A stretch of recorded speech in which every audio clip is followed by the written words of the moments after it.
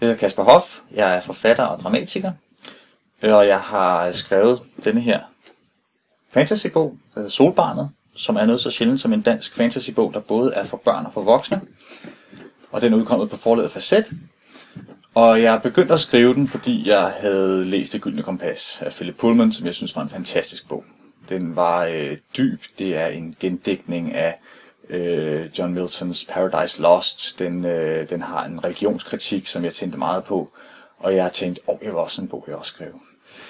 Og så gik jeg i gang, og Solbarnet kan man sige, er lidt et opgør, kan man sige, med den fantasy-tendens, der er til, at vi har det gode, og vi har det onde, og så har vi et magisk sværd, eller et scepter, eller en krystal, eller en eller anden genstand, som er magisk, og som kan løse alle problemerne. Hvis bare vi kan komme til Tågernes Dal og få sat magtens scepter på toppen af det store krystaltempel, så bliver alle problemer løst. Sådan er det jo ikke i virkeligheden. Sådan er det meget i fantasy.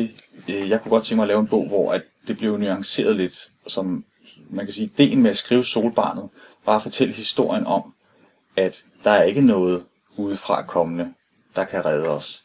Der er kun de historier, vi selv fortæller. Der er kun de værdier og de ting, vi selv tillægger, den værdi, vi selv tillægger tingene. Og det er det, som hovedpersonen Nemo, han må erkende i slutningen af sin lange rejse til Soltårnet. Der er ikke nogen solgud, som kommer og redder menneskene til sidst. Hvis der nogen skal gøre det, så må han selv gøre det. Da jeg begyndte at skrive Solbarnet, der var det med inspiration fra nogle virkelige begivenheder i menneskets historie, fra nogle kulturer, der har eksisteret. Fra det gamle Egypten, fra det gamle Kina med den kinesiske mur. Der har folk fundet ud af, at det er meget effektivt, at hvis man skal samle et samfund, et folk omkring en fælles sag, at bygge et eller andet meget stort. En mur tværs over Kina, eller en pyramide, eller noget tilsvarende. Så det er også det, Soltårnet handler om. Der er et fint tårn her på forsiden af min bog.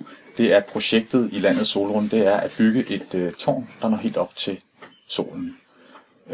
Der er nogen i landet, som nok godt er klar over, at det aldrig vil lykkes, men det er ikke så vigtigt for dem, fordi at det hele det handler om at holde projektet i gang, så man kan centrere magten omkring det her projekt.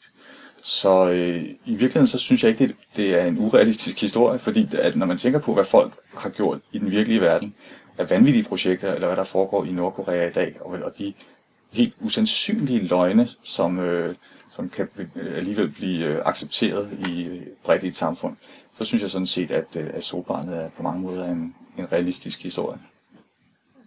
Min bog Solbarnet bliver markedsført som en børnebog.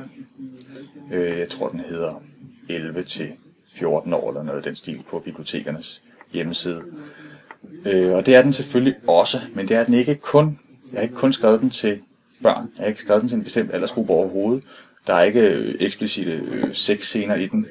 Der er politiske intriger, som måske nok vil gå hen over hovedet på en 11-årig. Men jeg har skrevet det som en historie for alle, der gider læse den. For alle, der kan lide den slags historie.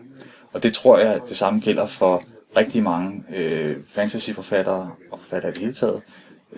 Jeg er sikker på, at Tolkien han skrev Ringenes Herre til alle mellem 9 og 99. Og det samme har jeg gjort, men sådan kan man desværre ikke markedsføre en bog, i Danmark i hvert fald.